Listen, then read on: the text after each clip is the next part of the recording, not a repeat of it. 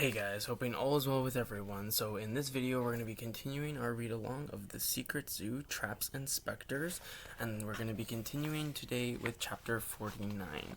So as a quick recap, at the end of the very last chapter, Megan had chased after Charlie Red into the Clarksville Zoo, and Charlie Red had kind of created a trap.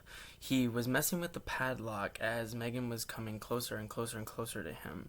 But what she didn't realize until the very last moment was that Charlie Red was trying to make sure that the lock was latched, and that way she could not escape. Whereas originally she thought that he was trying to get out. But what he was doing was making sure she couldn't get out because right behind her was a Sasquatch. And Richie had also run in to the school to kind of help protect Megan. So we're going to kind of continue from where we left off there. Okay. Chapter 49. The Smell of Fear. Richie, his eyes wide with fear, charged down the lower L wing. Instead of following the first turn, as Megan had, he continued straight, running between the cafeteria and the media center. At the four-way intersection, he stopped. Ahead was a main entrance, its glass doors opening as a small, clear rectangle. To his left and right were new hallways. Richie turned his head one way, then the other. Which way was Megan? He charged down the hallway to his right. He ran beside the long wall of the media center and then past the hall that rejoined the lower L wing. In the upper L wing, he slowed down and scanned the classrooms as he moved through rows of lockers on both sides. He checked a few closed doors and discovered them locked. The hallway ended at an exit that was chained shut. There was no sign of Megan. Richie started to return up the dimly lit hall and noticed something staring at the far end, beyond the main entrance and toward the gymnasium. Megan? He muttered.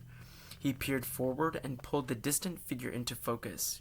It was too big to be Megan. In fact, it was big enough to be only one thing. A Sasquatch. Richie realized it was knuckle-walking, like an ape. His heart dropped. He retreated a step and stared his shoulder at the locked exit. There was no place for him to go. The Sasquatch moved to one side of the hall and began to sniff at something.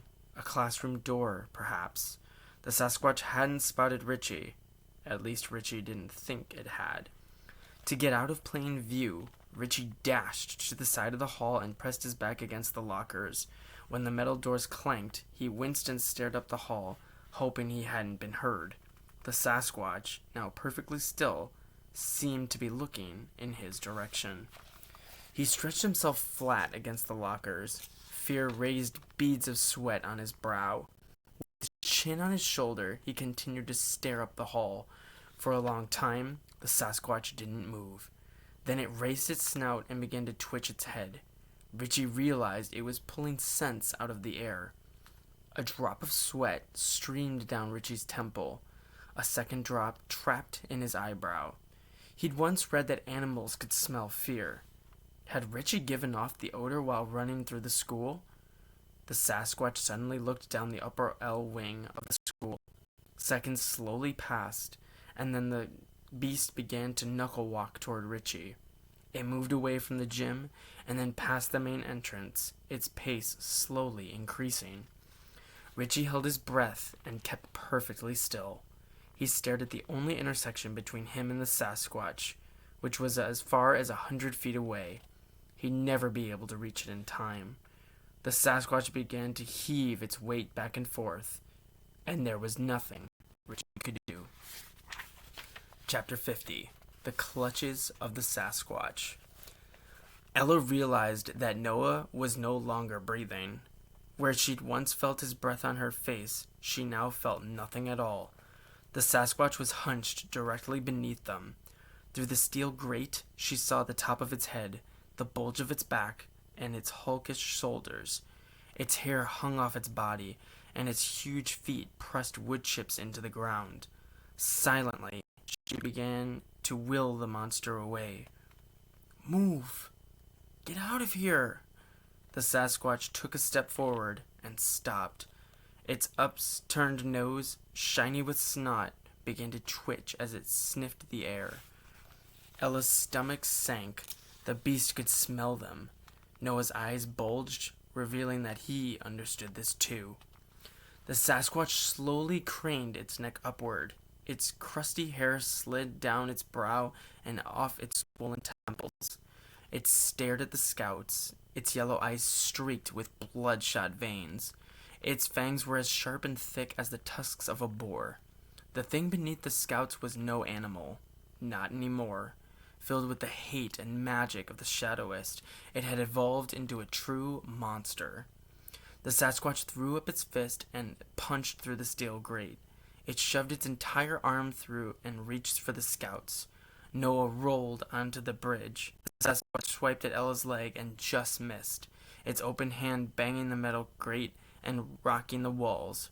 Its huge fingers had square, knotty knuckles and were tipped with long claws.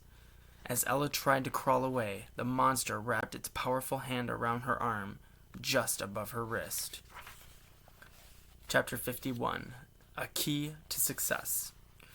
Within 40 yards of Megan, the Sasquatch passed into the bright light in the middle of the hall and was fully revealed. The wide wall of its teeth, the flex and release of its massive muscles. In panic, Megan ran to a classroom door. Room 203, Miss Peters' class. The knob wouldn't turn. She ran to room 205. It, too, was kept locked. Barely more than 40 lockers now separated the Sasquatch from Megan. It passed Charlie Red, who casually walked on. Megan dashed across the hall to room 206 and cranked the doorknob. Nothing. She seized the doorknob to room 204, which was directly beside room 206. Again, the knob wouldn't budge. She stared up the hall again. Less than 20 lockers away, the Sasquatch was now creeping forward on 2 feet, its arms raised. She saw the details of its face, its swollen lips, its black pupils, its dark nostrils. In seconds, it would reach her, and it would kill her. Megan's eyes moved to a poster of the lockers on the wall beside the Sasquatch. On it was a picture of a closed book, the reader's spot marked with a gold key. A caption read, "Reading is your key to success." Your key. An idea sparked in her head. She unsnapped the small leather pouch on her pirate belt and pulled out the single item inside it, the gold key that Noah had dropped in the street. The magical gold key that would fit in any lock in the Clarksville Zoo. Could the key fit a lock outside the Clarksville Zoo? She jabbed the key at the door, expecting to hear the soft clink of the key jamming halfway into the lock. She instead heard nothing at all. The key had softened and sunk into the lock cylinder, just as it had for the doors in the Clarksville Zoo. She turned the knob and pushed her way into the classroom. Just as the door slammed shut behind her, the Sasquatch banged into it, rattling it inside its frame. The beast dropped its head and peered through the small window, its ape-like nose pressed against the glass. Megan had a close-up view of its yellow eyes and square teeth. She backed away and glanced around. This was Miss Sarah's third-grade classroom. It had at least 20 individual desks in groups of 4, and the walls were prepped in drawings made of crayon. Normally, Megan would have thought this room charming and fun, but now she thought of it as something else. A dead end, no better than one in the hall. The Sasquatch pulled away from the door, leaving green, goopy snot on the glass. It disappeared from view. "Leave," Megan muttered. "Please, please, just leave." But right after her words, there was an enormous crash, and the door snapped off its hinges and flew inward. It smashed into a group of desks, and its window burst into a spray of glass. 2 desks toppled over, spilling books and papers and crayons onto the floor. The Sasquatch turned sideways and knuckle-walked through the open door frame. "No!" Megan uttered. Inside room 204 of Clarksville Elementary, the Sasquatch stood partially straight, pressing the mound of his back against the ceiling. Then it threw back its head and roared. Chapter 52. Inside Locker 518. Richie continued to stand with his back against the wall as the Sasquatch advanced into the upper L wing. Was Richie in plain view? He could only hope not. He glanced around and saw the two walls of lockers stretching in both directions. Suddenly, he had an idea. He slid down to the nearby locker, where a thin metal plate read 518. Richie's locker. He dialed in his combination and gently opened the door. Then he turned sideways, ducked his head to avoid the top shelf, and slipped inside, pulling the door closed behind him, but not allowing it to latch. His world went almost black. The only light came through the vent, 5 horizontal slits right in front of his face. Through them, he could see maybe 50 feet in either direction. He waited. He listened. In the dark, confined space, he could hear his heart. Sweat streamed down his pupils.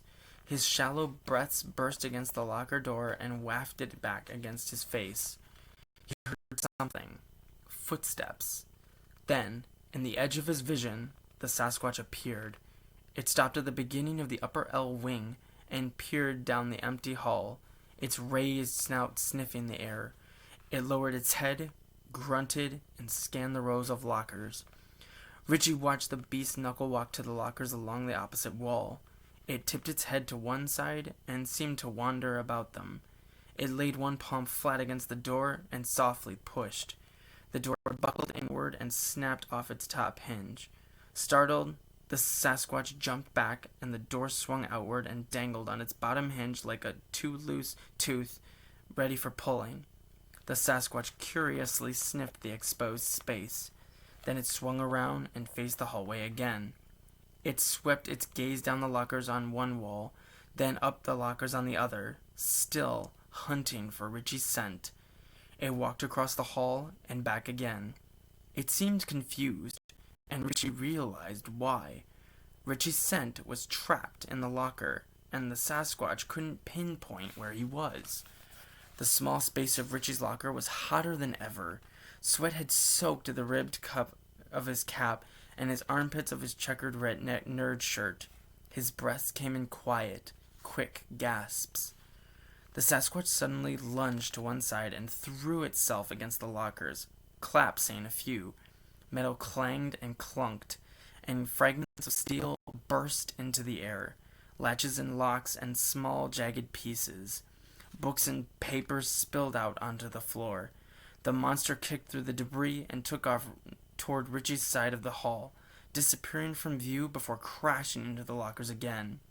The exploding sounds rang in Richie's ears. Shreds of metal rained down on the hall floor, and pens and papers rolled across the tiles. Richie bit his bottom lip to keep from whimpering and tasted the salt of sweat. An animal grunt sounded, and then the Sasquatch charged across the hall and slammed into several new lockers, smashing their doors and thin walls, emptying their guts onto the floor. It immediately ran to the other side and plowed into several more. Its intentions became obvious. The beast was going to move down the hall, crushing lockers until it crushed Richie. Chapter 53. Over the Bridge. Pain shot from Ella's wrist to elbow. All of the Sasquatch needed to do was tighten its grip to crack and crumble her bone to pieces. Something grabbed her other arm, and she glanced over to see Noah holding her with 2 hands. He was leaning back on the bridge, trying to free her. "Ella! Pull!" Ella did as instructed, the web of pain spreading all the way to her shoulder. Just when she feared she'd never break loose, she fell away from the hut and tumbled over Noah onto the bridge. Stunned, she glanced back and saw the Sasquatch holding the broken remains of her Wonder Woman bracelet. The wide silver band had split into 2 and slipped off her arm, allowing her to pull free. She turned to Noah, who said, "Defense against all manners of attack." Ella nodded, too shocked for words. Noah grabbed her under her shoulder and pulled them both to their feet. "Come on, we gotta move." The scouts ran across the bridge, which had a metal grate for a floor and vertical rails for walls. The Sasquatch, having freed its arm, jumped beneath them. It reached up and seized both sides of the grate. Then it dropped its weight to one side, snapping the brackets that connected the floor to the hut behind the scouts. The bridge tipped like a drawbridge as one end of it was forced down. "Noah! Hurry!" Less than 5 feet separated the scouts from a new platform.